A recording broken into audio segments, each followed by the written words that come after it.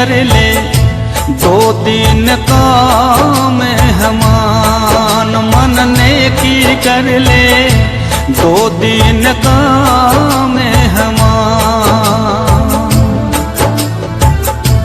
2-3 का मेहमान। मन नेकी कर ले, 2-3 का मेहमान। मन नेकी कर ले, 2-3 का मेहमान।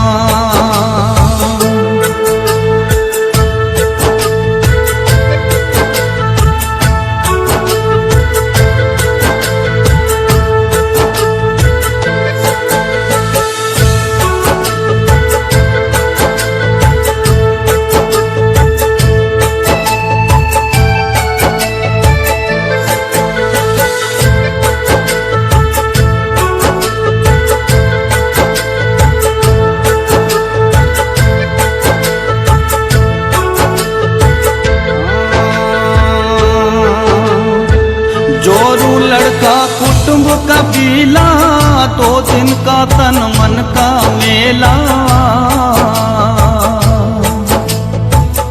जोरू लड़का कुटुंब कबीला, 2 दिन का तन मन का मेला।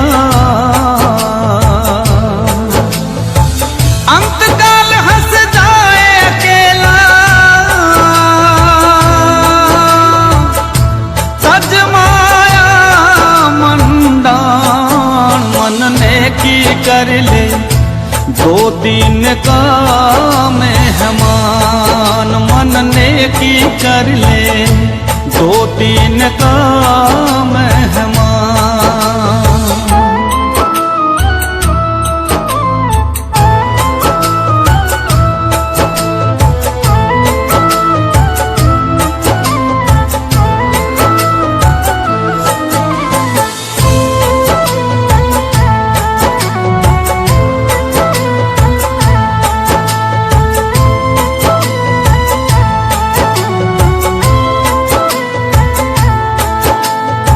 कहाँ से आया कहाँ जाएगा, तन छूटे तो मन कहाँ समाएगा।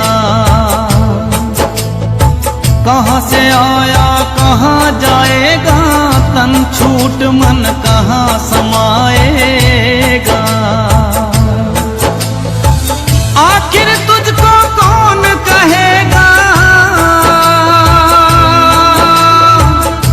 गुरु बिना ज्ञान। मन नेकी कर ले, 2-3 का मेहमान। मन नेकी कर ले, 2-3 का मेहमान।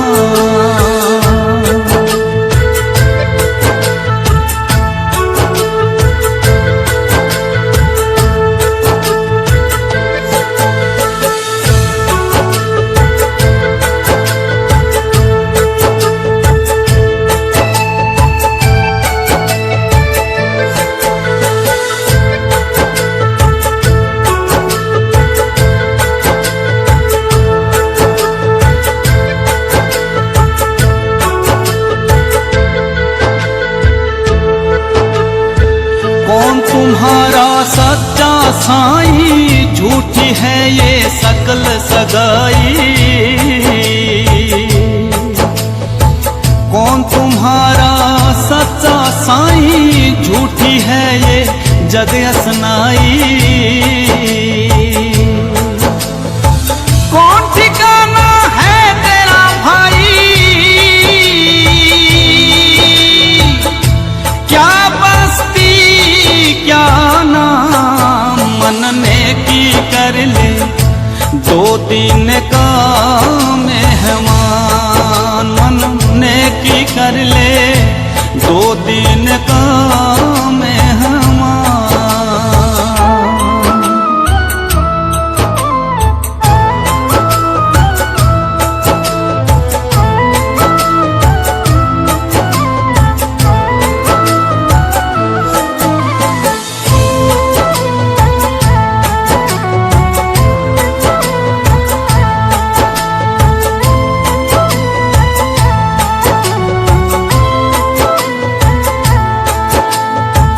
रहट माल कूप जो भरता, आवत जात भरा और रीता।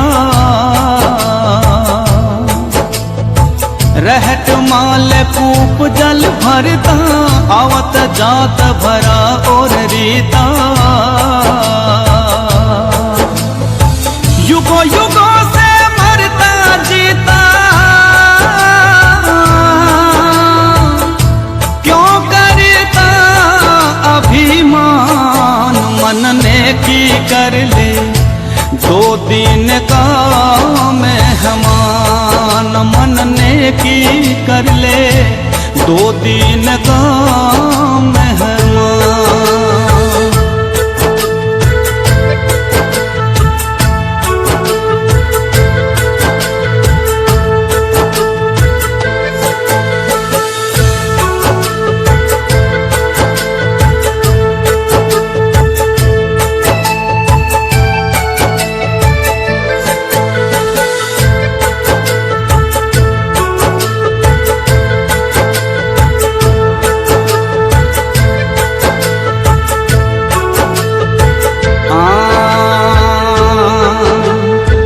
लाख 84 भोगे तासा, ऊंच नीच घर लेता वासा। लाख 84 देखे तासा, ऊंच नीच घर लेता वासा। कहे कभी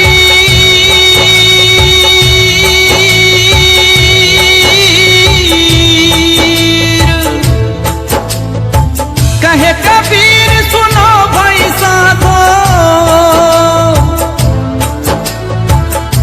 ले ले गुरु का नाम। मन ने की कर ले दो दिन का मेहमान। मन ने की कर ले दो दिन का मेहमान। दो दिन का मेहमान। दो दिन का मेहमान। दो दिन का मेहमान। बंदी छोड़ सतगुरु रामपाल जी महाराज जी की जय हो। परमात्मा की सभी प्यारी आत्माओं को पवन दास जयपुर वाले का सत साहिब। जहां दुनिया भर के संतों ने भक्ति मार्ग को अति दुर्गम और कठिन बताया है, तो वहीं परम पूज्य सतगुरु रामपाल जी महाराज जी ने इसे बेहद सरल और सीधा मार्ग बताया है। साथ ही यह भी कहा है कि भक्ति मार्ग केवल उन्हीं आत्माओं के लिए सरल और सीधा है जो इस मार्ग पर ज्ञान को आधार बनाकर चलती हैं। जहां भी भक्ति या मोक्ष मार्ग की बात आती है तो आंखों के सामने एक रिश्ता उभर कर आता है, और वह रिश्ता है गुरु और शिष्य का। और जहां गुरु शिष्य का नाता होता है वहां एक और शब्द निकल कर आता है, परीक्षा। भक्ति मार्ग में शिष्य को बार बार इस परीक्षा के दौर से गुजरना पड़ता है, क्योंकि बिना परीक्षा के शिष्य के मन और आत्मा की दृढ़ता तथा भक्ति गुणों व गुरु के प्रति उसके मन में विश्वास, श्रद्धा व भावों की पहचान नहीं की जा सकती है। तथा बिना मन और आत्मा की दृढ़ता तथा गुरु के प्रति विश्वास, श्रद्धा व भावों के शिष्य कभी भी मोक्ष प्राप्त नहीं कर सकता है। शिष्य की परख करने के लिए गुरु तरह तरह के अजीब खेल खेलता है। वह अपने पाठ्यक्रम से बाहर के प्रश्न भी पूछ लेता है। कई बार ज्ञान विरुद्ध आदेश देकर भी अपने शिष्य के विवेक की परीक्षा लेता है। सतगुरु रामपाल जी महाराज जी ने बताया कि 650 वर्ष पहले अपने तेज पुंज के शरीर को हल्का करके अपने वास्तविक नाम और स्वरूप में स्वयं कबीर साहिब जी बनारस के काशी शहर में लगभग 120 वर्ष तक सशरीर लीला करके गए थे। उस समय वे हमारे सतगुरु थे और हम उनके शिष्य। गुरु शिष्य परंपरा के तहत अपना अनमोल तत्व ज्ञान देने के बाद उन्होंने भी हमारी परीक्षा ली थी कि ये आत्माएं कितना ज्ञान समझ पाई है, या यूं ही मूर्खों का टोल अपने स्वार्थवश मेरे पीछे लगा हुआ है। सतगुरु रामपाल जी महाराज जी ने बताया कि परमात्मा कबीर साहिब जी ने एक हाथी मंगवाकर उस पर अपनी बेटी व सेवक रविदास जी को बैठाकर स्वयं एक बोतल में गंगा जल भरकर उसे मुंह पर लगाते हुए अपने आप को ऐसे दर्शाने लगे जैसे शराब पी रहे हों। तत्व ज्ञानहीनता के चलते अकारण ही गुरुओं में दोष देखने के कारण हम 64 के 64 लाख उस समय सतगुरु की परीक्षा में फेल हो गए। साथ ही आध्यात्मिक मार्ग के नियम अनुसार गुरु को भी एक सख्त हिदायत होती है कि जब तक उनके द्वारा नाम दीक्षित अनुयायी मोक्ष प्राप्त नहीं कर लेंगे तब तक गुरु का भी मोक्ष नहीं हो सकता और गुरु को बार बार जन्म मरण में आना पड़ेगा। अतः इस जटिल प्रक्रिया से बचने के लिए गुरु को समय समय पर परीक्षा के तहत नकली व असली शिष्य की परख करते हुए उनकी छटनी करनी पड़ती है ताकि उन अज्ञानी शिष्यों का भार अपने सिर पर ढोने से बचा जा सके। जब काशी में कबीर साहिब जी अपने असली नकली भक्तों की परीक्षा कर रहे थे तो हम में से ज्यादातर लोग उनके हाथ में गंगा जल की बोतल को शराब की बोतल और उस उपदेशी बहन को गणिका समझकर उन्हें भड़वे जैसे शब्दों से संबोधित कर रहे थे। उस समय का वर्णन करते हुए सतगुरु रामपाल जी महाराज जी ने बताया कि भड़वा भड़वा सब कोई कहे, कोई न जाने खोज, दास गरीब कबीर करम यो बाटे सिर का बोझ। संयोगवश उस समय सतगुरु के दो शिष्य अर्जुन और सरजुन व्यापारिक सिलसिले के से कहीं बाहर गए हुए थे। जब 15-20 दिन के बाद वे काशी शहर में लौटे तो कुछ भक्तों ने उन्हें पूरा वृत्तांत सुना डाला कि भाई गुरुजी ने तो सारी भक्ति की ऐसी तैसी कर डाली। भाई हमने तो पहले ही कह दिया था कि अब मामला बिगड़ने वाला है जब गुरुजी ने वैश्याओं को नामदान देना शुरू कर दिया था। लेकिन अर्जुन सरजुन को भक्तों की इन सब बातों पर यकीन नहीं हुआ तो भक्तों ने कहा यदि अपनी आंखों से सच्चाई देखनी है तो उसी वैश्या के घर चले जाओ, गुरुजी तुम्हें वहीं मिलेंगे। दोनों भाई सीधे गणिका बहन के घर की तरफ चल दिए। घर नजदीक आते ही उन्होंने निश्चय किया कि सीधे अंदर ना जाकर पहले दरवाजे के छेद से देखा जाए कि क्या वास्तव में गुरुजी इस गणिका के घर के अंदर बैठे हैं। जब उन्होंने छिद्र से देखा कि वास्तव में गुरुजी चारपाई पर गणिका के समीप ही बैठे हैं तो काल भगवान ने मौका देकर दोनों के मन में तरह तरह के कुविचार पैदा कर डाले। दोनों एक दूसरे से कहने लगे कि भाई भगत लोग सच ही कह रहे थे, गुरुजी ने तो वास्तव में बदनामी वाले काम कर डाले। अंत में दोनों ने कुछ हिम्मत करके निश्चय किया कि कुछ भी हो एक बार गुरुजी को समझाया जाए कि उन्होंने जो किया है वह ठीक नहीं है, इससे भक्तों के साथ साथ उनकी भी बदनामी हो रही है। दोनों अंदर चले गए और कबीर साहिब जी को धीरे से मात्र इतना ही कहा था कि गुरुजी आपने यहाँ नहीं बैठना चाहिए था, यह नीच का घर है। उसी समय कबीर साहिब जी ने कहा कि भाई अर्जुन सरजुन तुम तो बड़े समझदार हो, जो अब गुरु को समझाने चले कि ऊंच नीच क्या होता है, मुझे कहाँ बैठना चाहिए और कहाँ नहीं। भाई आज मुझे शिक्षा देकर तुम तो मेरे ही गुरु बन बैठे। कहते हैं अर्जुन सरजुन बावड़े सुन सतगुरु की प्रतीत और सतगुरु यहाँ ना बैठियो यो द्वारा है नीच। परमात्मा ने उनसे कहा कि भाई ऊंच नीच में हम रहें ये हाड़ मांस की देह और अर्जुन सरजुन समझियो तुम करियो शब्द स्नेह। गुरुजी ने बताया कि अर्जुन सरजुन अच्छी आत्मा थी। उन्हें कबीर साहिब जी के इतना कहते ही अपनी गलती का एहसास हुआ और झटका सा लगा कि भाई हमने तो भक्तों के बहकावे में आकर अपना बना बनाया काम बिगाड़ लिया। उसी समय दोनों भाई परमात्मा के चरणों को पकड़कर रोने लग गए और बुद्धि दोष के चलते अपने इस महाभूल के लिए समय याचना करने लगे। कबीर साहिब जी ने कहा कि भाई अब चाहे तुम कितनी ही बात बनाओ लेकिन मेरे इस शरीर से अब तुम्हारी मुक्ति संभव नहीं है, क्योंकि तुमने मेरे अंदर दोष देख लिया है जो किसी भी तरीके से इस जन्म में दूर नहीं हो सकता। यहाँ पर रहीमदास जी का एक दोहा बड़ा ही सटीक बैठता है कि रहीमन धागा प्रेम का मत तोड़ो छिटकाए, टूटे से फिर ना जुड़े और जुड़े तो गांठ पड़ जाए। फिर भी उन दोनों आत्माओं की विशेष प्रार्थना पर परमात्मा ने उन्हें 250 वर्ष बाद आदरणीय गरीबदास जी महाराज जी के माध्यम से कैसे पार किया, यह बात गुरुजी ने सत्संग में अच्छे से बता रखी है। कहने का मतलब है कि गुरु शिष्य परंपरा के तहत 650 वर्ष पहले भी परमात्मा ने हमारी परीक्षा ली थी, लेकिन बुद्धि दोष और तत्व ज्ञानहीनता के चलते एक दूसरे भगत की सुनी सुनाई बातों का अनुसरण करने के कारण हम सभी भगत फेल हो गए। उसके बाद गुरु शिष्य परंपरा के तहत परम पूज्य सतगुरु रामपाल जी महाराज जी को भी स्वयं परीक्षा देनी पड़ी थी। बताया जाता है कि आध्यात्मिक क्षेत्र में गहरी रुचि के चलते संत रामपाल जी महाराज जी का संपर्क एक रामस्वरूप भगत जी से हुआ, जो हरियाणा के चिमनी ढेराने गांव के रहने वाले थे और वे पहले से ही कबीरपंथी स्वामी रामदेवानंद जी महाराज जी के अनुयायी थे।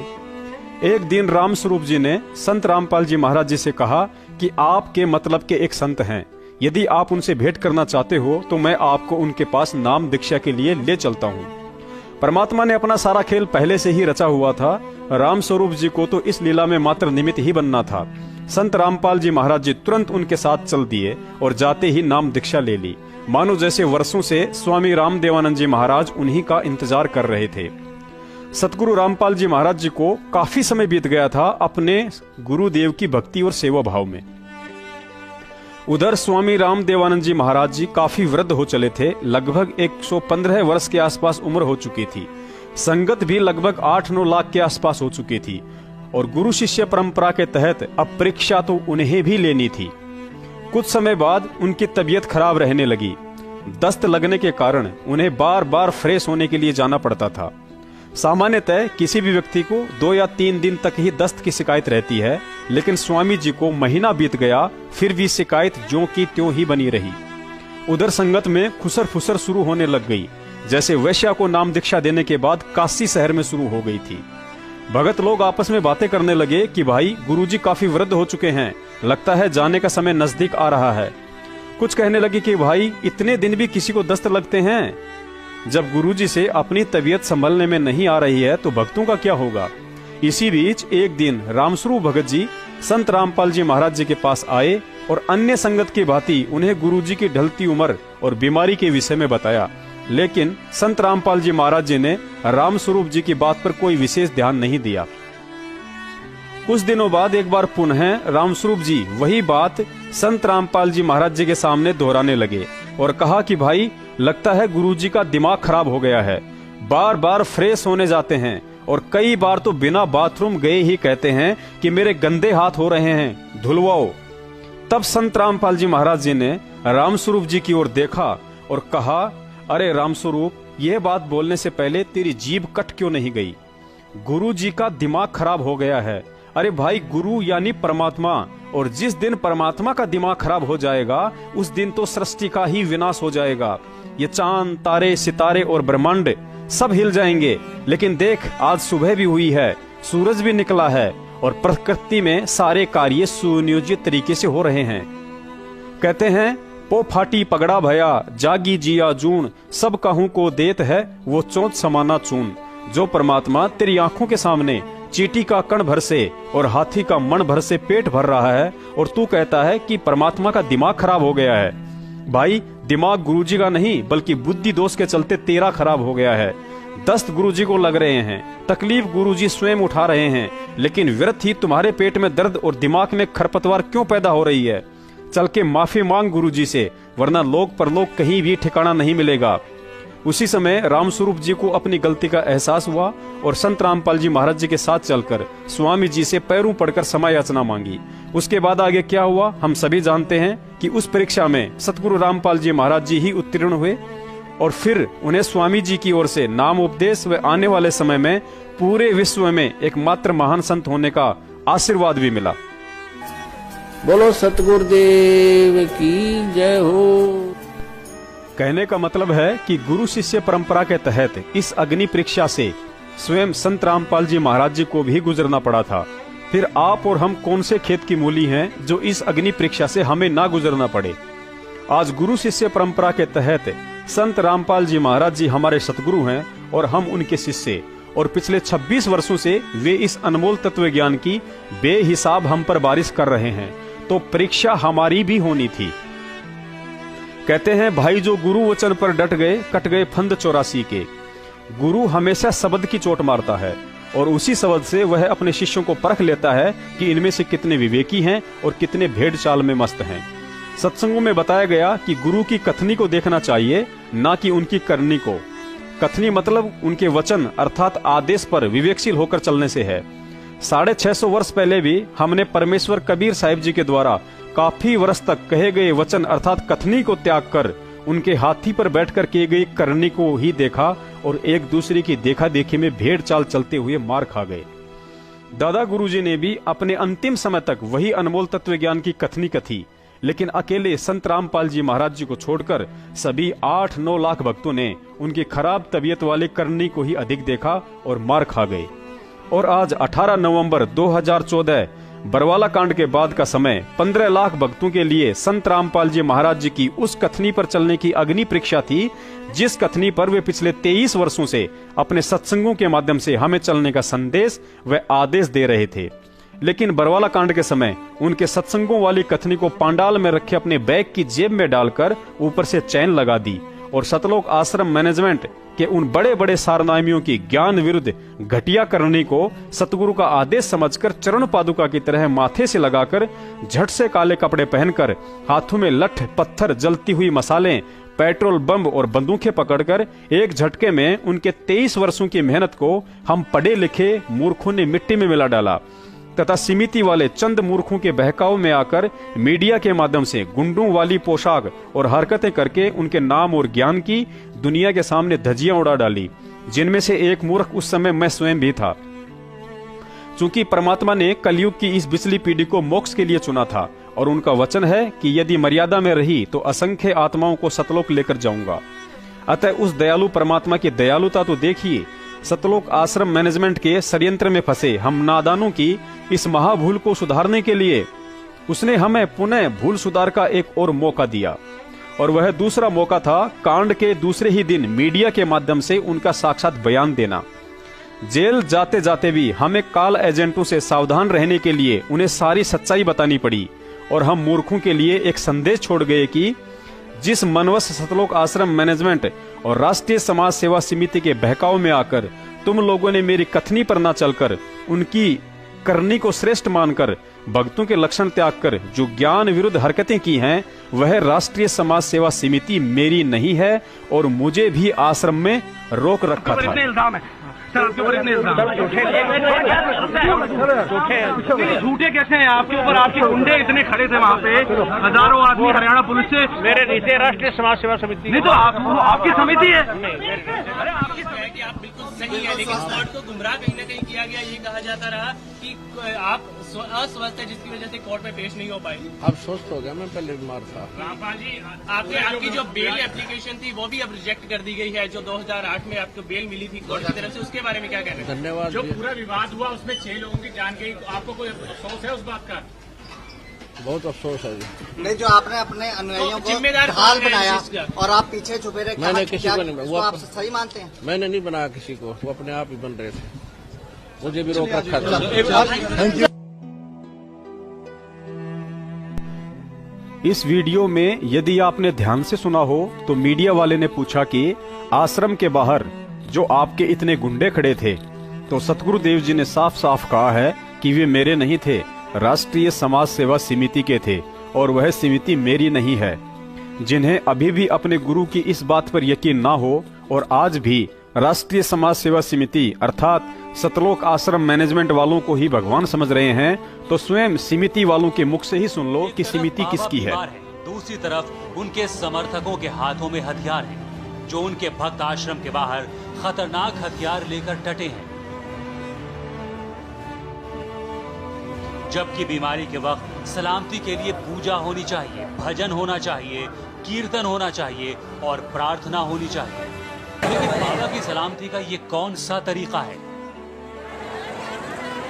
आखिर हाथ में हथियार उठाकर बाबा के समर्थक बीमार बाबा की तबीयत कैसे ठीक कर सकते हैं? पहले इनके पास हथियार था, आप डंडा क्यों? देखिए, ये संत रामपाल जी महाराज जी के अनुयायी नहीं है सब, ये राष्ट्रीय समाज सेवा समिति के कमांडो हैं और राष्ट्रीय समाज सेवा समिति के कमांडो यहाँ पर सारे सुरक्षा व्यवस्था देखते हैं। और ये पहले इनके हाथ में, आपने कहा कि पहले इनके हाथ में हथियार थे, अब इनके हाथ में लाठियां हैं। इन सभी के हाथों में पहले भी हथियार नहीं थे, इनके हाथ में पहले भी लाठियां थी। और ये यहाँ पर जो भी कोई अभद्र व्यवहार ना हो, किसी प्रकार का, किसी भी प्रकार का कोई अफरा तफरी का माहौल ना हो, इस तरह से इन्होंने लाठी डंडे यहाँ पर हाथ में लिए हुए। बाबा रामपाल की बीमारी की ये तस्वीरें हो सकता है सही हो, बाबा की तबीयत वाकई में खराब हो। ऐसे में बाबा खुद पुलिस को आश्रम में बुलाकर सच क्यों नहीं दिखा देते? आखिर कानून से बचने का ये कौन सा तरीका है? एक संत की ये कैसी सच्चाई है? उसे बचने के लिए डंडे, बंदूकों, राइफल से लैस काले लिबास में खड़े प्राइवेट कमांडोज की आड़ में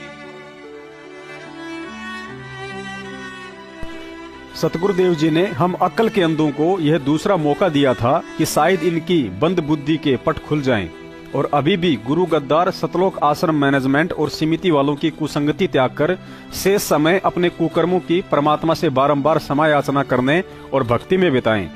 लेकिन परमात्मा से अपनी भूल की क्षमा याचना के बजाय 80% संगत फिर भी लगभग 3 से 4 वर्षों तक सतगुरु की इस मीडिया वाली कथनी को भी लीला का नाम देकर समिति वालों की घटिया करनी में ही लिप्त रही और पुनः उन्हीं गद्दारों के मनमुखी आदेशों व इशारों पर भेड़ चाल चलते हुए इशार तारीखों पर जा जाकर जगह जगह धरने, प्रदर्शन, रैलियां और गुंडे मवालियों की तरह सिर और बाजू पर काली पट्टियां बांधकर काले दिवस मनाते हुए 2 कौड़ी के चंद अधिकारियों और भ्रष्ट नेताओं के सामने हिसार जेल में बंद सतगुरु देव जी को बेबस, लाचार और गरीब समझते हुए उनकी रिहाई की भीख मांगने का ढोंग कर रहे हैं। अंग्रेजी में एक कहावत है कि every action has an opposite reaction, अर्थात हर क्रिया की प्रतिक्रिया होती है।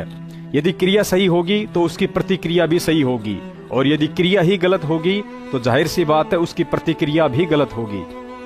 जिस संगत ने अपनी तत्व ज्ञानहीनता और इस आध्यात्मिक परीक्षा को ना समझकर भेड़ चाल में मैनेजमेंट के पीछे पीछे ज्ञान विरुद्ध हरकतें करते हुए अपनी गलतियों और अज्ञानता की परमात्मा से समयाचना ना करते हुए एक और उल्टा कर्म शुरू कर दिया और वह कर्म था न्यायपालिका और सरकार का सरेआम पुस्तकें लिखकर मजाक उड़ाना, जो किसी भी तरीके से उचित नहीं था। सर्वप्रथम तो यह गलती 2014 में सतलोक आश्रम मैनेजमेंट ने स्वयं की। इन्होंने स्वयं ही जजों के खिलाफ कुछ पुस्तकें लिखी, जैसे सच बनाम झूठ, न्यायालय की गिरती गरिमा, भ्रष्ट जज कुमारक पर, और संगत से यह कहकर समाज में बंटवा डाली कि यह पुस्तकें गुरुजी ने लिखी हैं। देखिए सच्चाई। महेंद्र दास हमारे साथ हैं, इनसे बात करेंगे। महेंद्र दास जी, हाई कोर्ट ने आदेश जारी कर दिए हैं, नॉन अवेलेबल अरेस्ट वारंट जारी किए हैं संत रामपाल जी के, और 10 तारीख तक उन्हें अरेस्ट करने के आदेश हुए हैं, क्या कहेंगे?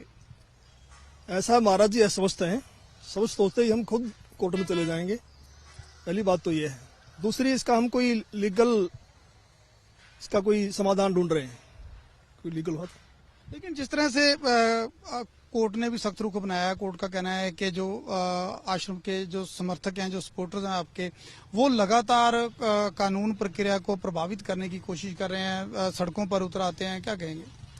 क्योंकि हमारे साथ अन्याय हो रहा है और कुछ जज, वैसे तो मैं बताना चाहूंगा आपको, हम भारत के संविधान की और न्यायपालिका की पूरा सम्मान करते हैं, लेकिन कुछ वरिष्ठ जज हैं जो पक्षपाती हैं, वो हमारे साथ रंजिश नहीं काट रहे हैं। क्योंकि हमने उनके, हमारे भक्तों ने कुछ किताबें लिखी हैं उनके लिए, सच बनाम झूठ, न्यायालय की गिरती गरिमा, उनकी जो पोल है वो खोल रखी है, हमारा कानून क्या बोलता है, ये क्या बोल रहे हैं। एक तरफ जिस न्यायपालिका और सरकार के बीच में सतगुरु देव जी हिसार जेल में बैठे हैं, जिस न्यायपालिका और सरकार से आप न्याय के लिए बार बार गुहार लगा रहे हो, और दूसरी तरफ उसी सरकार व न्यायपालिका के खिलाफ लाखों भक्तों के माध्यम से पुस्तक व पंपलेट बंटवाकर आप दुष्प्रचार करवा रहे हो। उसी सरकार के खिलाफ आप जाट आंदोलन को समर्थन देकर उसे और अधिक भड़का रहे हो।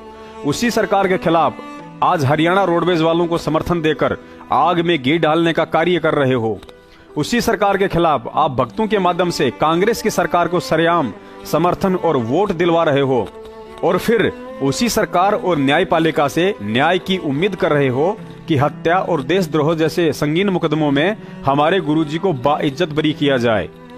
और अंत में नतीजा सबके सामने है, क्योंकि 5 सालों से भक्तों के झुंड ने सतलोक आश्रम मैनेजमेंट की कठपुतली बनकर जैसी क्रिया की थी वैसी ही प्रतिक्रिया आनी थी, और अंत में वही प्रतिक्रिया आई, अर्थात बरवाला कांड के दौरान हुई 6 हत्याओं के मुकदमे में आजीवन उम्र कैद की सजा।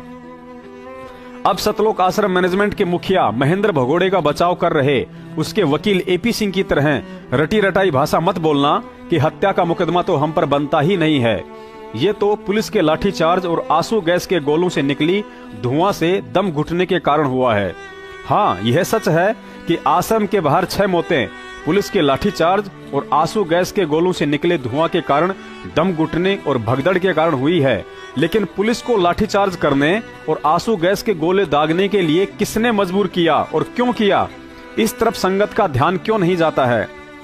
पुलिस, हरियाणा प्रशासन और जजों की ना ही तो संत रामपाल जी महाराज जी से कोई रंजिश थी और ना ही उन 6 भक्तों से जिनकी मौतें हुई हैं, और ना ही हरियाणा पुलिस व प्रशासन को इन हत्याओं के लिए जिम्मेदार ठहराया जा सकता है, और ना ही पुलिस पर इन हत्याओं का कोई केस बनता है। जबकि सतलोक आश्रम मैनेजमेंट ने अपने बचाव के लिए जिन लोगों की मौतें हुई थी उनके परिवार वालों को गुरुजी के आदेशों की आड़ में दबाव में लेकर अपने पक्ष में कर लिया और किराए के वकीलों के मार्फत गैर कानूनी तरीके से उन भोले भक्तों द्वारा पुलिस के खिलाफ मर्डर का झूठा मुकदमा करवा डाला। आइए जानते हैं कि उन 6 हत्याओं का मुकदमा हरियाणा प्रशासन, पुलिस और कोर्ट पर क्यों नहीं बनता है। जब तक हम इस देश के नागरिक हैं, तब तक इस देश का संविधान और कानून हर स्थिति में हमारे ऊपर लागू होता है और उस संविधान की पालना हमारा प्रथम कर्तव्य होता है। इस देश में न्यायपालिका के रहते सहते सही गलत का निर्णय हम मनमाने तरीके से नहीं कर सकते हैं। अतः कोर्ट दोषी इसलिए नहीं है क्योंकि सतलोक आश्रम मैनेजमेंट द्वारा 2008 से 2014 तक संत रामपाल जी महाराज जी को करोथा मर्डर केस में पेशी पर बुलाया जाता था, लेकिन सतलोक आश्रम मैनेजमेंट द्वारा बार बार संत रामपाल जी महाराज जी से कोर्ट की अवमानना करवाई गई। कभी मेडिकल के बहाने, कभी हाजिरी माफी, तो कभी लाइव वीडियो कॉन्फ्रेंसिंग के बहाने, और साथ में अपनी एक प्राइवेट आर्मी भी तैयार कर ली गई थी जिसे ब्लैक कमांडो का नाम दे रखा था। अतः अंत में लॉ एंड ऑर्डर को मेंटेन रखने के लिए कोर्ट ने सख्त रवैया अपनाते हुए उनके अरेस्ट वारंट जारी कर प्रशासन को सख्त आदेश दिया कि संत रामपाल जी महाराज जी को हर हाल में चंडीगढ़ कोर्ट में पेश किया जाए। यदि हर व्यक्ति इसी तरह कोर्ट के आदेशों का मजाक बनाने लग जाएगा तो कानून का भय समाप्त हो जाता है और बिना भय के समाज में अराजकता और गुंडागर्दी की स्थितियां पैदा होती हैं और धीरे धीरे देश में गृह युद्ध जैसे हालात पैदा होने शुरू हो जाते हैं, जिसके चलते पड़ोसी मुल्क पाकिस्तान की नहीं बल्कि आप और हमारी ही संपत्ति व बहन बेटियां दरिंदों के शिकार बनती हैं। देखिए यह छोटा सा वीडियो जिसमें सतलोक आश्रम मैनेजमेंट वालों को देश के हर मीडिया चैनल, धर्म गुरुओं और अन्य कानूनी सलाहकारों ने इस कांड से पहले न्यायपालिका पर विश्वास रखने और कोर्ट में उपस्थित होने की सलाह दी थी, लेकिन कहते हैं विनाशकालीन विपरीत बुद्धि। तो बाबाओं का अंधा कानून कब तक, इसी पर बातचीत चल रही है। आखिरी पड़ाव में पहुंच गए हैं, लेकिन आखिर में जाते जाते राज कपूर साहब खुद हमारे साथ लाइव जुड़ गए हैं। राज कपूर जी, मेरा एक सीधा सा सवाल, उसका जवाब दे दीजिए। आपको देश के कानून में विश्वास है कि नहीं है?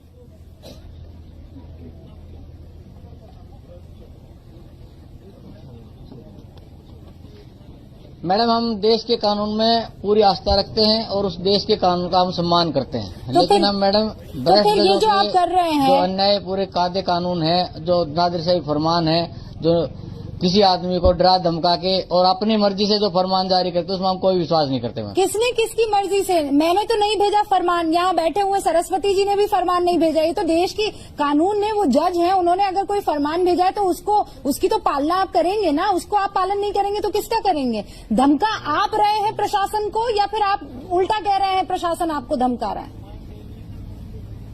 मैडम, मैं धमका नहीं रहा हूँ मैडम, मैं ये कह रहा हूँ किसी आदमी की जिंदगी अगर धमका नहीं रहे हैं तो इतनी ज्यादा तादाद में भीड़ क्यों इकट्ठी कर रखी है प्रवक्ता साहब? कायदे कानून की बात बाद में आती है। तो कायदे कानून ही है, कोर्ट का ही फैसला है। बाबा के ऊपर जो धारा लगी है वो कोर्ट ने ही लगाई है। भाई साहब, किस बात से डर रहे हैं? संत रामपाल जी महाराज के। पहले तो आप ये बताइए कि वो संत किस दृष्टि से हैं? क्या किसी बात से डरने वाले नहीं है जी? अगर डरने वाले नहीं है तो बाबा को सामने पेश क्यों नहीं कर रहे हैं? इसका मतलब कहीं ना कहीं कोई जुर्म किया है, इसीलिए पब्लिक को इकट्ठा वहाँ भीड़ कर ली है। अगर संत हैं तो उन्हें तो सामने आ जाना चाहिए। उनको सामने लेके आए, दूध का दूध और पानी का पानी हो जाएगा। अगर आपने गलत नहीं किया है तो कानून आपको माफ करेगा। अगर आप गलत किया है तो दूर से सामने आएंगे, अपनी बात रखेंगे। कानून से कितने दिन तक भाग पाएंगे बाबा जी? नहीं, आप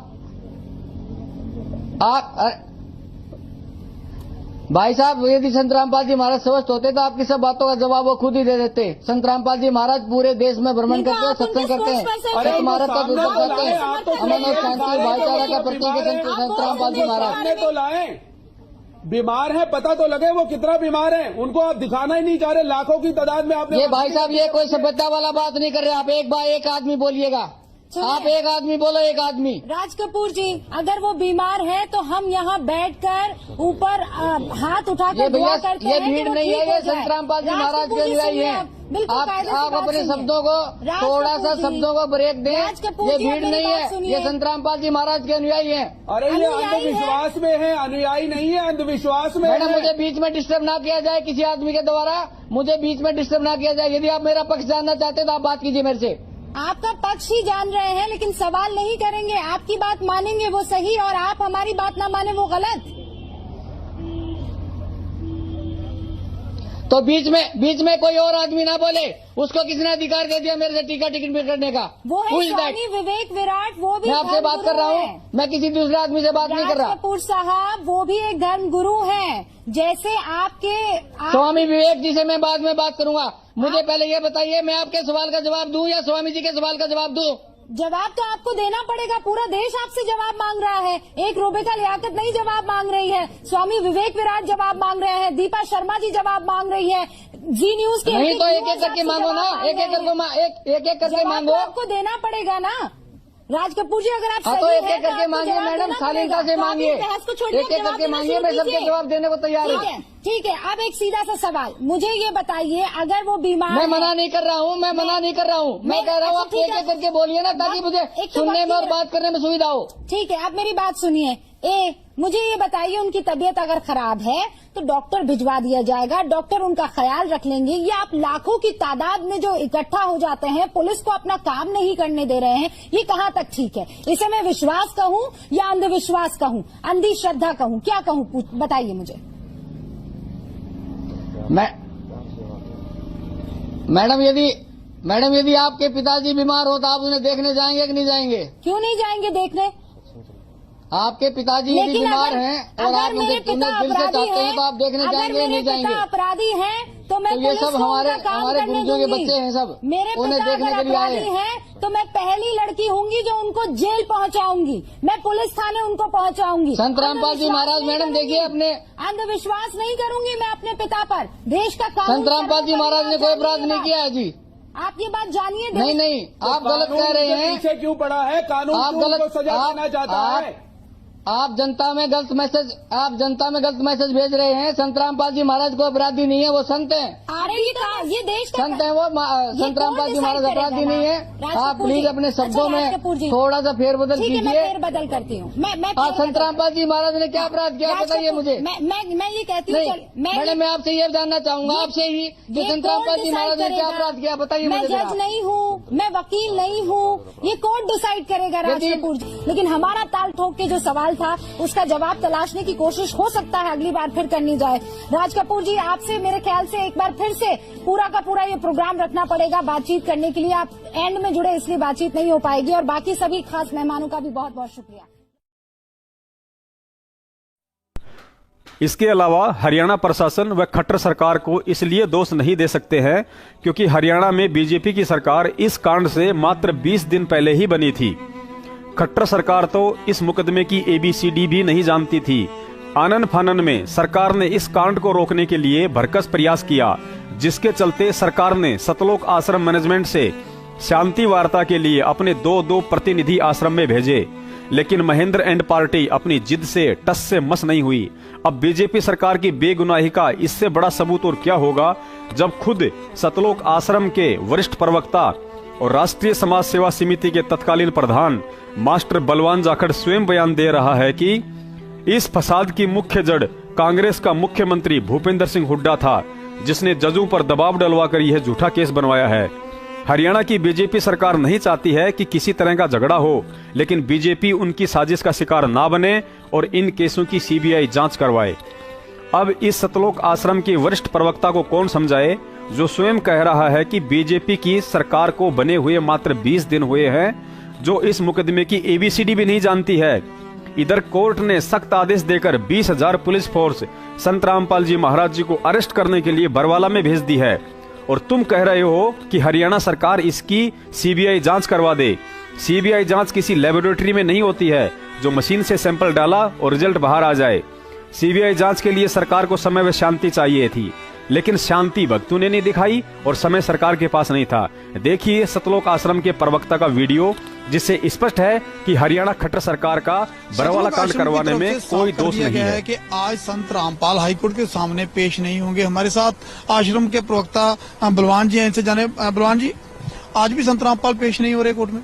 आप बीमार हैं, डॉक्टरों के पैनल ने उन्हें सर्टिफिकेट इशू किया है, 19 तारीख तक का बेड रेस्ट लिखा है, इसलिए संत रामपाल जी बीमारी के कारण हाई कोर्ट में पेश नहीं होंगे। तो ऐसे में क्या रास्ता अपनाया जा रहा है? तो फिर पहले भी आपने कहा था वो बीमार हैं तो उनके गैर जमानती गिरफ्तारी वारंट जारी किए गए थे हाई कोर्ट की तरफ से। देखो, कोर्ट के पास बहुत सी ऑप्शन होते हैं। कोर्ट को चाहिए कि मानवता के तौर पर उन ऑप्शंस पर ध्यान देना चाहिए। जैसे वीडियो कॉन्फ्रेंसिंग हो सकती है, मेडिकल सर्टिफिकेट जारी करने पर एग्जाम्प्ट हो सकता है, या हाजिरी माफी हो सकती है। इन तीनों में से कोई एक भी हो सकता है, हमें कोई आपत्ति नहीं है। लेकिन हरियाणा पुलिस भी लगातार आश्रम के नजदीक आकर के बैठी रही है। 150 मीटर की दूरी पर आकर के उन्होंने डेरा जमाए रखा था, नाकाबंदी कर रखी थी, लेकिन उसके बावजूद हरियाणा पुलिस संत रामपाल को गिरफ्तार करने यहाँ नहीं पहुंची। क्या कोई बातचीत हो रही थी सरकार के साथ या पुलिस के साथ, प्रशासन के साथ? देखो, बीजेपी की सरकार है, वो कोशिश ये कर रही है कि किसी प्रकार से सरकार की भद ना पिटे और ठीक रास्ता निकाला जाए। उनकी ट्राई है ये, और हो सकता है प्रशासन के सामने कोई ऐसी पॉजिटिव रुख आया हो सरकार का, इसलिए वो शायद हलचल कम कर दी हो। बाकी सरकार जाने, सरकार का काम जाने। कोशिश कर रही है सरकार भी किसी प्रकार का टकराव ना हो। आपकी बातचीत हो रही है, कोई मीडिएटर बीच में है जिससे पूरे मामले पर बातचीत हो रही है? हाँ, कल 2 व्यक्ति आए थे बारी बारी से, उनसे हमारी बातें हुई हैं। हमने अपने ऑप्शन उनके सामने रखे हैं, उन्होंने अब सरकार के सामने रखे हैं, मुख्यमंत्री जी के सामने। तो अब उनका काम हो, जैसे भी वो करेंगे, उसके ऊपर क्या निर्णय लेती है सरकार, उस पर निर्भर करता है। आज कोर्ट और भी सख्त रवैया अपना सकती है, तो क्या रुख रहेगा आपका आने वाले दिनों में? देखो, कोर्ट को चाहिए कि वो सख्त रवैया ना अपना करके मानवता के तौर पर इस केस का दोबारा से एग्जामिन करे और जाने कि वास्तव में ये केस बनता ही नहीं है। ये तो किसी हठधर्मी जज की वजह से ऐसा हुआ, और जज के कोई इशारा किया गया था तत्कालीन मुख्यमंत्री भूपेंद्र सिंह हुड्डा के द्वारा। भूपेंद्र सिंह हुड्डा ने दबाव डालकर जजों से ये जानबूझकर केस बनवाया हुआ है, गलत केस। और संत रामपाल जी पे ये केस बनता ही नहीं, क्योंकि संत रामपाल जी ने कहीं भी कोर्ट की अवमानना नहीं की किसी रूप में। आने वाले अगर फिर से नई तारीख पड़ती है तो क्या उस तारीख पर संत रामपाल पेश होंगे कोर्ट में? यदि स्वास्थ्य ठीक होगा और डॉक्टरों का पैनल संत रामपाल जी को फिट घोषित कर देगा तो संत रामपाल जी कोर्ट में जरूर जाएंगे। 8 साल से झूठे केसों को अपने सिर पर ढोते फिर रहे हैं, इस एक केस को और ढोलेंगे। इसके अलावा पुलिस को दोषी इसलिए नहीं ठहरा सकते हैं क्योंकि पुलिस केवल कोर्ट व प्रशासन के आदेशों की गुलाम होती है। उसे यदि अपने माता पिता या भाई बहन को भी पकड़कर कोर्ट में पेश करने का आदेश मिलता है तो उन्हें वैसा ही करना पड़ता है, चाहे वे दोषी हों या निर्दोष। उसका फैसला बाद में कोर्ट करती है। अतः बरवाला कांड में कोर्ट की तरफ से पुलिस को केवल इतना ही आदेश था कि तुम्हें हर हाल में संत रामपाल जी महाराज जी को कोर्ट में पेश करना है। लेकिन पुलिस की समझदारी और संयम की दाद देनी पड़ेगी, जिसने मानसिक संतुलन खो बैठे सतलोक आश्रम मैनेजमेंट के गुंडों की गुंडागर्दी को किस कदर सहन किया है।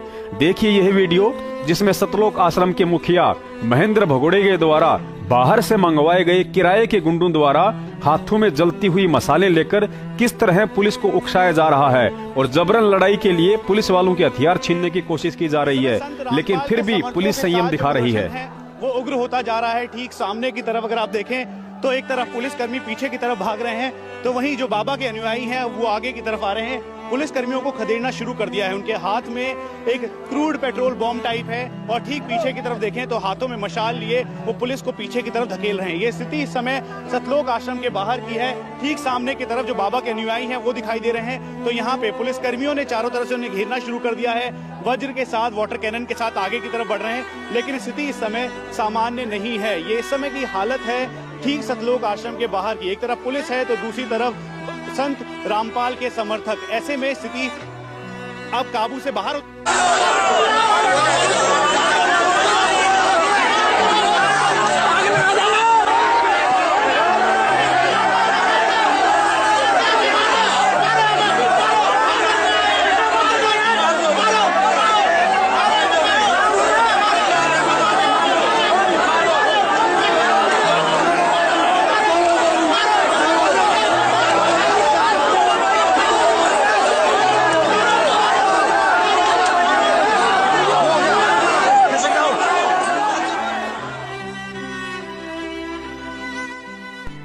लेकिन इसके बावजूद भी बरवाला कांड के बाद सतलोक आश्रम मैनेजमेंट ने हत्या का मुकदमा उल्टा पुलिस पर ही बनवा दिया, जबकि वकीलों को अच्छे से पता था कि जिस कोर्ट के आदेश से पुलिस आश्रम पर कार्यवाही करने आई है और यदि उस कार्यवाही में किसी तरह की जान माल का नुकसान होता है तो उसके लिए कोर्ट कभी भी पुलिस को जिम्मेदार नहीं ठहरा सकता है। लेकिन संगत की मूर्खता और वकीलों को पैसे के बलबूते पर खरीदकर मैनेजमेंट ने अपने बचाव के लिए काफी समय तक यह ड्रामा खेला और अंत में नतीजा सबके सामने आया कि उन हत्याओं में कोर्ट ने हरियाणा सरकार या पुलिस को नहीं बल्कि सतलोक आश्रम मैनेजमेंट और संत रामपाल जी महाराज जी को ही दोषी ठहराया और आजीवन उम्र कैद की सजा भी सुनाई। हाँ, यहाँ न्यायपालिका ने अपने फैसले में एक बहुत बड़ी चूक की है और वह चूक है निर्दोष होते हुए भी संत रामपाल जी महाराज जी को सजा सुनाना, क्योंकि इन 6 हत्याओं का असली जिम्मेदार और सजा का असली हकदार सतलोक आश्रम मैनेजमेंट और उसका मुखिया महेंद्र भगोड़ा है, ना कि संत रामपाल जी महाराज जी और कुछ निर्दोष भगत। तभी तो अपने साथियों के साथ 18 नवंबर 2014 से कुत्ते की तरह दुम छुपाता हुआ भगोड़ा बनकर भक्तों के दान पर हराम के टूक तोड़ता हुआ इधर उधर भटकता फिर रहा है।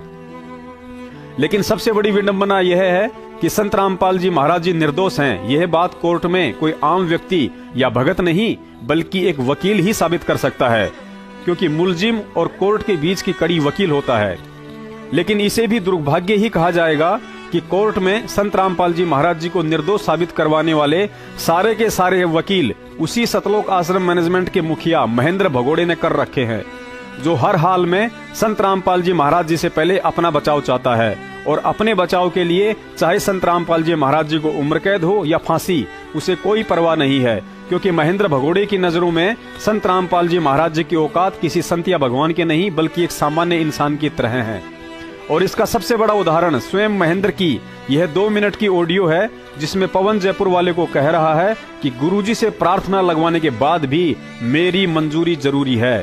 अर्थात अब भक्तों को गुरुजी के आदेश के बाद भी एक 2 कौड़ी के अदने से भिखारी महेंद्र की इजाजत लेनी पड़ेगी कि महेंद्र जी, मुझे गुरुजी ने ऐसा करने का आदेश दिया है, लेकिन अब गुरुजी के आदेश के ऊपर आपका क्या आदेश है?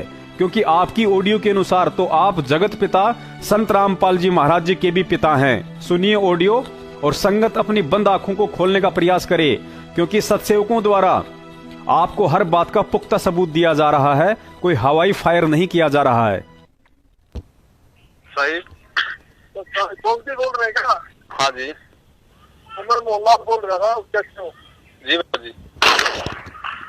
हेलो, हाँ जी भगत जी बताएं। हाँ कैसे हो? ठीक हो? दया भगत जी, परमात्मा जी। वो क्या चक्कर पर गया? मैसेज होगा भगत जी, मैसेज क्या चक्कर पर देंगे सब लोगों को आपस में? नहीं भगत जी, पता नहीं, वो आज उनसे नवीन भगत जी से बातचीत हुई थी तो काफी कुछ उन्होंने जो अमल की व्हाट्सएप पे भी मतलब फैला दिया इस तरीके से, जबकि दास ने तो ऐसी कोई गलती भी नहीं की। ऐसा है ना, मैं प्रोसीजर बताऊंगा आपको, ठीक है ना? ऐसे ना जो आपस में इसका काल घुस जाएगा सब में। जैसे कोई मैसेज आता है वो गुरु जी के थ्रू मेरे पास आता है, उनके पास आता है। जी भगत जी, जी। तो हम ऐसा करेंगे, सिस्टम बनाएंगे, लिंक बनाएंगे आपको। मैं इनको बोलूंगा भाई जैसे आपके लिंक में आप करो, बाकी अपने नाम से मेरे नाम से कबीरा को दे दो, तो वो वहां से प्लस कर दिया सबको। जी भगत जी, ठीक है ना? जी जी जी। भगत जी, मालिक के आदेशों के अनुसार ही चलना है। दास का इसमें कहीं कोई मतलब इधर उधर का बिल्कुल नहीं है। बाकी मैंने आज दास ने नवीन जी को ये कहा था कि नवीन जी देखो, मेरा कहीं वो कुछ नहीं है, ना ही मैंने कोई ऐसा कोई मतलब मैसेज किया है मेरे से भगत जी बगैर थोड़ा अगर आपने सुनो, आपने मैसेज वहां दे दिया ना भी, डीएम कबीरा को सत्य माने और कला माने, मतलब उससे क्या होता है ना, ये भी नवीन भी करता है तो हम करवा नहीं भगत जी आप बातों छोड़ो, जो हो गया तो छोड़ो, आपकी जोड़ो दोबारा से, ठीक है ना? जी जी जी। तो मैं नवीन को बोलता हूँ भाई वो आपसे भी लिंक करे और सारू बनाओ, आपस लिंक बनाए, चलो क्या दिक्कत है? बिल्कुल भगत जी, मिलकर सेवा करनी है, मालिक के भी तो यही आदेश है, मतलब मिलजुल के चलना सबको, है ना? ऐसा नहीं ना जैसे आप कहते हो, मैंने सुना था आपका बच्चों का वो रिकॉर्डिंग है जी, मैं शनिवार को दोबारा प्रार्थना कराऊंगा, प्रार्थना के बाद भी मेरी मंजूरी जरूरी है। बदकिस्मती से आज यदि किसी भिखारी को सतलोक आश्रम मैनेजमेंट द्वारा संगत से धर्म के नाम पर भीख मांगने वाले इस व्यापार का पता चल जाए तो वह यही कहेगा कि मैं एक भिखारी हूँ, भीख मांगकर खाना मेरा धंधा है, सदियों से मेरी पीढ़ियां यही काम करती आ रही हैं। मेरे फटे पुराने कपड़े और मैला कुचला बदन देखकर लोग समझ जाते हैं कि मैं वास्तव में असहाय और निर्बल हूँ। मैं लोगों से हाथ जोड़कर प्रेम के साथ भीख मांगता हूँ, कोई देता है उसको भी दुआ देता हूँ और कोई नहीं देता है उसको भी दुआ देता हूँ। आपने चौराहे पर, प्लेटफार्म पर, बस अड्डे पर मुझे यही कहते सुना होगा कि अल्लाह के नाम पे दे दे बाबा, मौला के नाम पे दे दे बाबा, इस गरीब की हालत देखकर तो दे दे बाबा। लेकिन इस कलयुग में एक ऐसा मॉडर्न भिखारी आ गया है जो भिखारी समुदाय को बदनाम करते हुए लोगों को भावनात्मक रूप से भयानक तरीके से लूटने में लगा हुआ है। उसके भीख मांगने का तरीका बड़ा ही हाई प्रोफाइल है। पढ़े लिखे IAS, IPS ऑफिसर्स लोग भी समझ नहीं पा रहे हैं कि वह भीख मांग रहा है या धमकी दे रहा है। उसके भीख मांगने के तरीके को देखकर अक्सर कई लोग मुझे भी सलाह दे जाते हैं कि कहां अल्लाह के पीछे पड़े हो। यह डायलॉग पुराना हो चुका है। आज के जमाने में अल्लाह के नाम पर नहीं, धर्म के नाम पर मांगना सीखो। मैं तुम्हें एक समिति का नाम बता देता हूं, जिनकी देश विदेश में लगभग 150 के आसपास दुकानें खुली हुई हैं। उनसे जाकर मिलो, प्रार्थना करो, उनकी गुलामी करो। हो सकता है वे लोग इस क्षेत्र में भी कमीशन बेस पर तुम्हारे लिए कोई नामदान वाली दुकान खोल दें। भिखारी बोला, बाबूजी आपकी सब बात ठीक है, लेकिन आप कह रहे हैं कि वह समिति सीधे अल्लाह के नाम पर नहीं मांगती है, तो फिर किसके नाम से भीख मांगती है? और फिर भी पढ़े लिखे लोग उसको भीख दे रहे हैं। बाबूजी बोले, देख भाई, मैंने सुना है उन लोगों ने एक गैर राजनीतिक व धार्मिक संस्था के नाम से एक समिति बना रखी है जो सारे काम राजनीतिक, अनैतिक और अधार्मिक ही करती है। मैं तुम्हें उस समिति के द्वारा भीख मांगने के कुछ तौर तरीके बता रहा हूँ, जिससे हो सकता है आप समझ जाओ कि वह कौन सी समिति है। जैसे रमेणी के नाम पे दे दे रे बाबा, वकीलों के नाम पे दे दे रे बाबा, जमीन के नाम पर दे दे रे बाबा, जमानत के नाम पर दे दे रे बाबा, आश्रम के नाम पर दे दे रे बाबा, भंडारे के नाम पे दे दे रे बाबा, ज्योति के नाम पर दे दे रे बाबा, पाठ के नाम पे दे दे रे बाबा, बैतूल में गुरुजी का सिंहासन बन रहा है उसके नाम पे दे दे रे बाबा, फर्जी लेटर के नाम पे दे दे रे बाबा, नकली ऑडियो के नाम पे दे दे रे बाबा, जेल में प्रार्थना के नाम पे दे दे रे बाबा, गुरुजी की बेटी से प्रार्थना लगवा दूंगा दे दे रे बाबा, अनारो माई से प्रार्थना लगवा दूंगा दे दे रे बाबा, 50 लाख रुपए गुरुजी के नाम पे उधार दे दे रे बाबा, कुछ मत सोच बस दे दे रे बाबा, ज्यादा सोचा तो जेल में प्रार्थना लगवा दूंगा रे बाबा, दे दे नहीं तो तेरा नाम खंड हो जाएगा रे बाबा, नहीं दिया तो कहीं शुद्धिकरण भी नहीं होने दूंगा दे दे रे बाबा। भिखारी बोला, बाबूजी इस संस्था का नाम तो RSSS यानी राष्ट्रीय शुक्र स्वान समिति है, जो 2010 से जगत गुरु रामपाल जी महाराज जी के पीछे पड़ी तो उन्हें जेल भिजवा दिया, और अब आप कह रहे हो कि वह संस्था भिखारीपन के धंधे में आ गई है, अब पता नहीं हमें कहां ले जाकर छोड़ेगी। बाबूजी बोला, लेकिन तुम्हें कैसे पता चला कि इस संस्था का नाम राष्ट्रीय शुक्र स्वान समिति है? मैंने तो सुना है उसका नाम राष्ट्रीय समाज सेवा समिति है। तो भिखारी बोला, बाबूजी जिसे स्वयं परमात्मा स्वरूप संत रामपाल जी महाराज जी ने नकार दिया हो कि यह संस्था मेरी नहीं है, तो ऐसे में उसे राष्ट्रीय समाज सेवा समिति नहीं बल्कि राष्ट्रीय शुक्र स्वान समिति कहना भी स्वानों की तौहीन है। कुछ देर रुककर भिखारी ने आंखों से आंसू पोंछते हुए कहा, बाबूजी शायद गरीबी मेरी किस्मत में थी, लेकिन मेरी फितरत में आज भी अमीरी है, क्योंकि अभी तक मैंने धर्म को धंधा बनाकर राष्ट्रीय समाज सेवा समिति वालों की तरह अपने जमीर को नहीं बेचा है। बाबूजी मैं उन लोगों में से नहीं हूँ जो टोकरी से सांप दिखाकर उस असहाय जीव के नाम पर अपना पेट भरते हैं। मैं उन दलाल लोगों में से भी नहीं हूँ जो किसी बहन बेटी की इज्जत आबरू को बाजार में बेचकर अपना पेट भरते हैं। मैं उस राष्ट्रीय समाज सेवा समिति जैसे लोगों से मैं तो हरगिज नहीं हूँ जो लोगों को भगवान के आदेशों वाला नकली सांप दिखाकर अपना पेट भरते हैं, तो कभी अखंड नाम के खंडित होने का भय दिखाकर अपना पेट भरते हैं, तो कभी धर्म को धंधा बनाकर अपना पेट भरते हैं, और तो और तीनों लोकों में प्रवेश करके सबका धारण पोषण करने वाले सत्य पुरुष का नाम लेकर कहते हैं कि मुझे 50 लाख रुपए उधार दे दो, जब जेल से आऊंगा तो लौटा दूंगा। तो कभी लोगों की पर्चियां काट काट कर उनसे ज्योति पाठ और दान के नाम पर पैसा वसूल करते हैं। वह बूढ़ा भिखारी दोनों हाथ फैलाकर गीली आंखों से आसमान की तरफ देखता हुआ ये कहकर अपने कदम धीरे धीरे आगे बढ़ाने लगा, हे भगवान मैं भिखारी हूँ, लेकिन आज तक भीख मांगी नहीं तेरा नाम बेचकर, 1 पैसा देने वाले को 10 पैसे की दुआ दी है तेरा नाम बोलकर।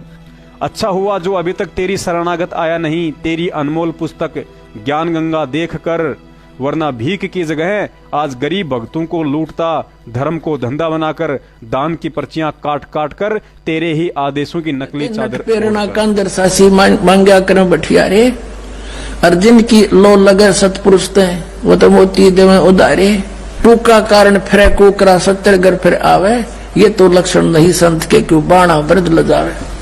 अपने आत्मा इस दास ने सन 1994 से आदेश हुआ था पूज्य गुरुदेव का दीक्षा देने का।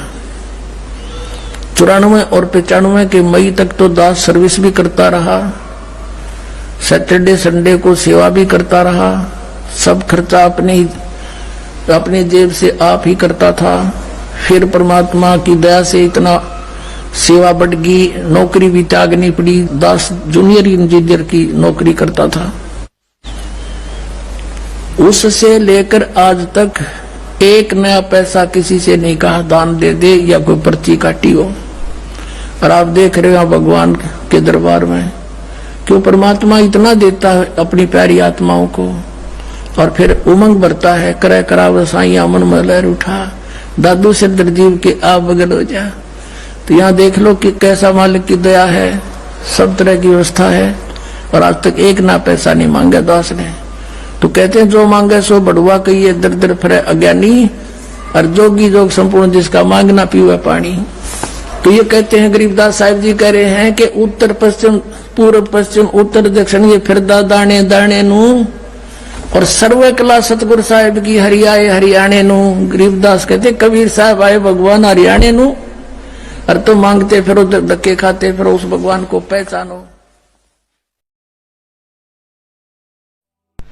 मंदिर में बैठा पुजारी भी भगवान के नाम पर ही भीख मांगता है, और जगत गुरु तत्वदर्शी संत रामपाल जी महाराज जी को बदनाम करने के मकसद से आज मनमुखी सतलोक आश्रम मैनेजमेंट और कोऑर्डिनेटर भी भोले भगत समाज से भगवान के नाम पर ही भीख मांग रहे हैं। बस तरीका थोड़ा नया जरूर है। भगत समाज से अंतिम प्रार्थना। कहते हैं समझदार वह नहीं होता है जो खुद ठोकर खाकर समझे, बल्कि समझदार वह व्यक्ति होता है जो दूसरों की ठोकर से समझ जाए और अपना अंगूठा फुड़वाने से बचे। वरना ठोकर खाकर तो पशु को भी अकल आ जाती है। फिर हमारे इंसान होने व इंसान होकर तत्व ज्ञान लेने का क्या फायदा। याद रखिए, जब तक कांटों वाले पेड़ को खात मूत देते रहोगे वह बढ़ता रहेगा और लोगों की राह में कांटे बिछाता रहेगा। और बरवाला कांड के बाद आचार विचार व्यवहार और वाणी से 101% प्रमाणित हो चुका है कि वह लंबे कांटों वाला बबूल का पेड़ मनवस सतलोक आश्रम मैनेजमेंट है, जिसे संगत जब तक जानबूझकर या अनजाने में आम का वृक्ष समझकर धर्म के रूप में दान व तन के रूप में इनकी रैलियों व पेशियों में जा जाकर इन्हें खात मूत देती रहेगी, तब तक इनके कुकर्मों के कांटे संगत के साथ साथ हिसार जेल में निर्दोष होकर भी जेल में बैठे सतगुरु देव जी को भी चुपते रहेंगे। फैसला आपके हाथ में है, जब मर्जी आए तब कर लेना। परमात्मा की दी हुई बुद्धि से लगता है पिता जेल में है, और संगत में पढ़े लिखे व स्मार्टफोन प्रयोग करने वाले वे सभी भगत परमात्मा के दोषी हैं, जो सत्सेवकों के हर मैसेज को पढ़ते हैं और अपनी आंखों से सबूतों सहित सारी सच्चाई से परिचित होने के बाद भी यदि संगत को अपना भाई बहन समझते हुए यह सबूत आधारित सच्चाई उन तक नहीं पहुंचाते हैं, तो धिक्कार है उन्हें जो परमात्मा प्रदत्त इन उपकरणों का सही से उपयोग नहीं कर रहे हैं। क्योंकि सतगुरुदेव जी ने एक सत्संग में कहा था कि बच्चों, काल भगवान ने तो यह उपकरण टीवी, रेडियो, मोबाइल इस जीव के कर्म फुड़वाने के लिए चलाए हैं, ताकि सारा दिन इनमें बकवास देखते रहें। लेकिन परमात्मा अपना ज्ञान देकर इन्हीं उपकरणों के माध्यम से अपना ज्ञान और इस सच्चाई का प्रचार करवाकर अपनी आत्माओं के कर्म बनवाएंगे। अतः आज हमारे लिए परमात्मा पहले हैं और सेवा बाद में।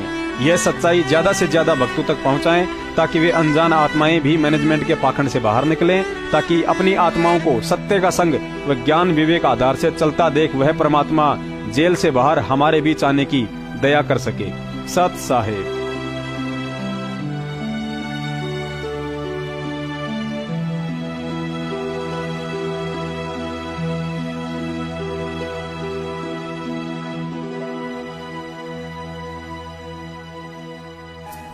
बोलो सतगुरुदेव।